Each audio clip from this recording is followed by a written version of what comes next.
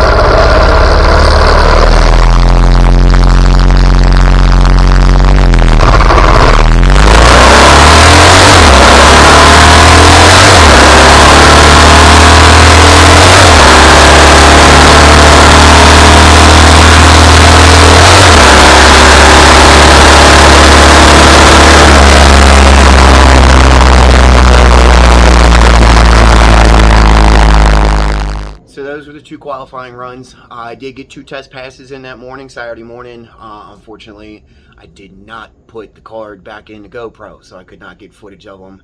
I had to do a round robin. They only gave us 20 minutes, so I made a test pass, came right back up, turned around, blew down, made another test pass. I made about 6 passes Friday night, the night before. But I was experimenting with the tree, deep staging, trying to really chop down my reaction time, so I wanted to utilize as much time in the test session as I could to, just keep trying to figure out my dial in. She was a little all over the place Friday night and even in the Saturday morning with the 2 test passes. Best I got her down to Friday night was a 1374, which, I'll settle for in the heat. That's about what she does. But I had a couple 14s, a 14.3, 14.1 Friday night, things like that. So I was having a real hard time getting off the line and getting it moving in the 60 foot. We ran into some traffic Friday night on the way down. I think I may have glazed the clutch over a little bit or wore it down a little bit, so I didn't bring any tools with me to get it readjusted. So I had to kind of get my clutch hand figured out and work on getting off the line a little bit better and be a little more aggressive with the clutch, which ever since the wheelie I've been a little apprehensive about being aggressive with the clutch. But like I said, those were the 2 qualifying runs. They kind of didn't really help with figuring out my dial in. I ran a 1378 and a 1403. So at that point, I had to come in up with a dial in. So basically, that's a number you're going to tell them that you're going to run. I'm going to run this much time in the quarter mile. You cannot run quicker, but you can run slower. But at the end of the day, if you run slower, that time is added to your reaction time, and that difference is what determines the winner. So, that's what's called a package. You want to try and keep that package small. You want to try and run as close to your dial in as you can and leave off the line as early as you can.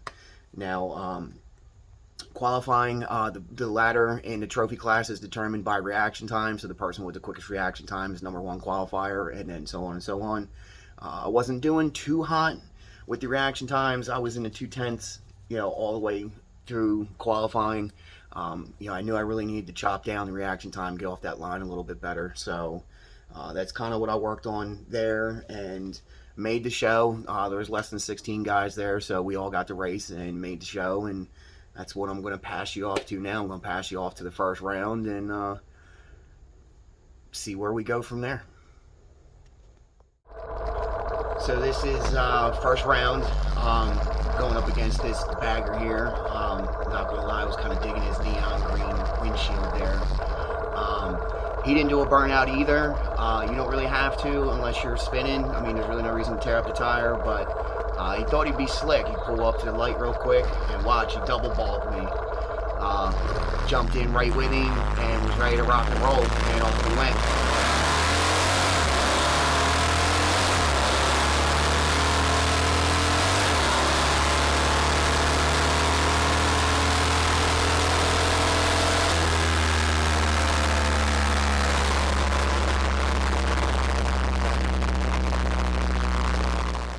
Did you like the in-video commentary there? Yeah, we're gonna keep working at this. It may get more exciting as the video goes on. Who knows? Anyway, I won first round. Best I can tell, going over the numbers, I barely squeaked out first round. We had almost identical reaction times. I had a 0.1. He had a 0.16. So we both left the tree at good times. His dial-in was a 1350 and ran a 1364. So, he was 0.14 slower than what he said he was going to run. So you have to add that to the reaction time. That's the total package. And that's how you work out all the math. Eventually, what it works out is whoever crosses the finish line first without breaking out, without going faster than they say they're going to go. That's why you'll see in that run and in the next run, you'll see me chop the throttle right before the finish line, because if you're out in front, there's no reason to break out, cross the finish line faster than you're supposed to and break out and lose the race for yourself. So chop the throttle at the end of the run, coast through, and put together a smaller package than he did. So I ran closer to my number and had a slightly better reaction time and took first round from him. That's first round. Let me get my thoughts together here. So honestly, I didn't even think I was going to make it through first round. I just kind of had this suspicion with the clutch issues that I was having that something was going to go wrong. My reaction times were a little all over the place. The bike was a little all over the place. But turns out as soon as that first round hits, all the nerves go away and I'm ready to rock and roll. And that's exactly what I did. So made it to second round, and I'm going to pass you off to the second round video now. I'm going to experiment a little bit more with the in video here and see what we can make happen with it. Get you guys some quality video here. Stick with me.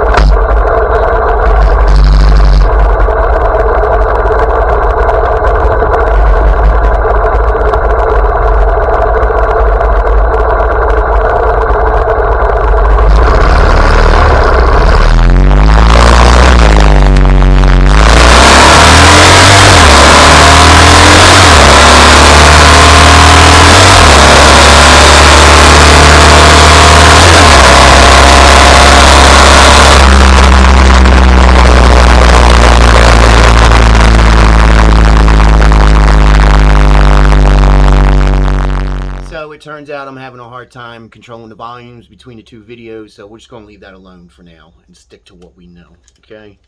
All right, anywho, back to explaining this. So, that guy was running much quicker than I was. He had an 1180 dial in, so, you know, that's 2 seconds faster than I am. That's why I love bracket racing, because you get to go up against guys that are faster and still have a fighting chance. It's a game of numbers, it's a game of consistency, and it's, you know, it's a game of attrition. It's a lot of fun, man. So I finally got my reaction time figured out. I finally ran a .09 reaction time. Having a .0 anything is really good. Ran a 1388. Did you see the throttle chop that I was telling you about? Backed out of it to make sure I don't break out, because you can't run faster than you're supposed to. Again, my competitor did really good. He was only 2/10 off his dial-in, but he was slow off the tree. I beat him off the tree, and that's really all there is to it. Almost 3/10 he gave up on the tree. That was second round. You can see by the mile per hour, 88 mile per hour, you can see that's where I really chopped the throttle to back it down and stay under my dial in. Like I said, you can't go under what you tell them you're going to run. That's what's called breaking out. I explained this to you because you're getting ready to see what happens in the third round. The third round is how far I made it. And I'm going to try and explain it to you better. I know I'm not doing a really good job. It's kind of tricky, and I'm not really good at explaining things to people sometimes. But we'll get back to the videos, and you'll see me here again shortly.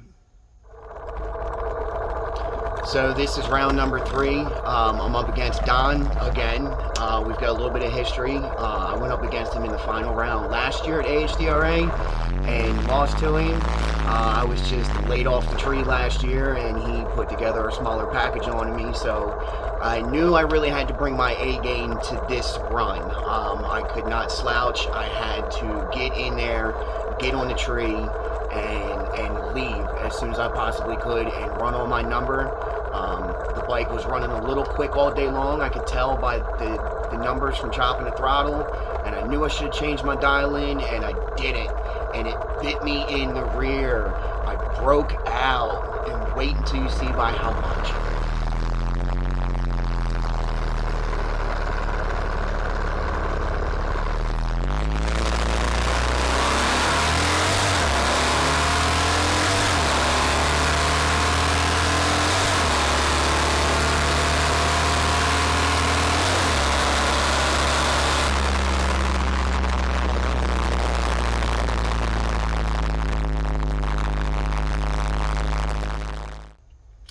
Okay, first of all, big shout out to Don.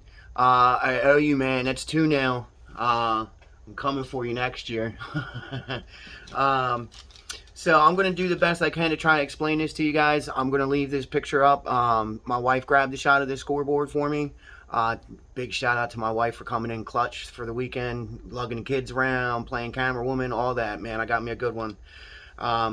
So like I said, I raced Don. Don's been doing it for over 30 years. He knows what he's doing, and he's really good at it. So I knew I had to bring my A game.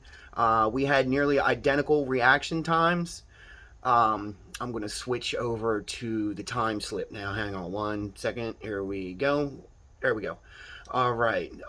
As you can see, we ran nearly identical reaction times. I really brought it. I think that was pure luck. I had a .16 reaction time. I probably should have read late, but I didn't. Lady Luck was on my side that day.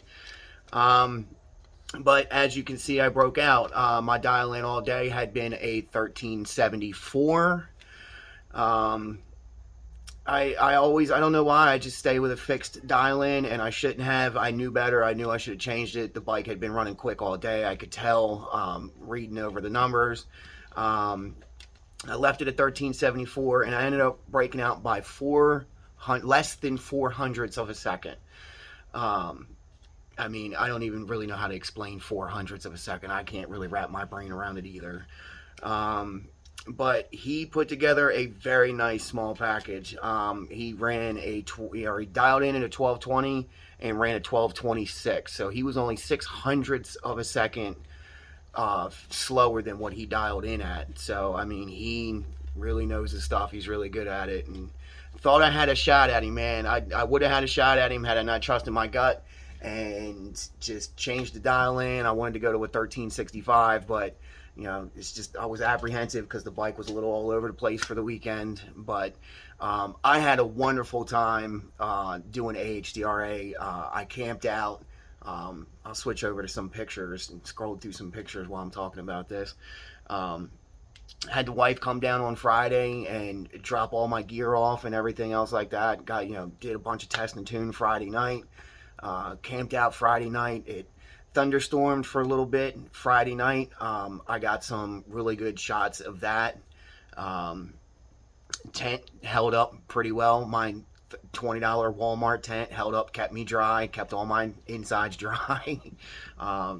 Very appreciative of that. I got to experience something different. I woke up at the track. It had rained the night before, so there was this mist coming over the hill at the end of the track. Picture. And it was just, it was an amazing experience. It was awesome, and I can't wait to do more of it. So, I don't know if I said it, but big shout out to Bill Rowe and Mrs. Rowe over at the AHDRA for putting on their show and coming through my neck of the woods. As long as you guys keep coming through, I'll be there every time. And once I get this show mobile, start hitting some of the other shows. I know Richmond's coming, or excuse me, there's one coming up in Virginia, I believe. But when we left Saturday, it had just started to rain. I'll play some videos and show you my view. It got pretty gnarly Saturday leaving out of there. Like I said, Sunday was washed out. It was supposed to be raining. And they canceled Sunday, so I had the wife come back down Saturday and pick up all the gear we packed up in between rounds, so that way we could go ahead and get out of there. And like right as we were getting out of there, it starts coming down. I'll show you, some video, like I said, of my ride.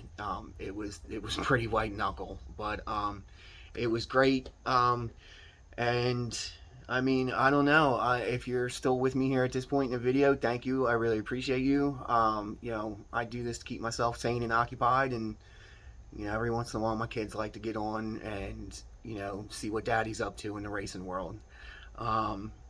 So appreciate. Thanks to my subscribers. Thanks for sticking tuned to me. Got some changes coming up here in the off season. Going to try and put some things together and switch up the unit a little bit. So thanks again, guys. I'll see you on the next one.